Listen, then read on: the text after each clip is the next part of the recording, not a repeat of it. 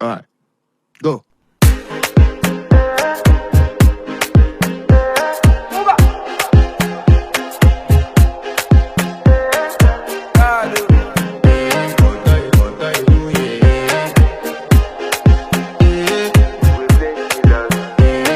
To flex my love, I want to impress, and I want to carry my love away to a place she loves.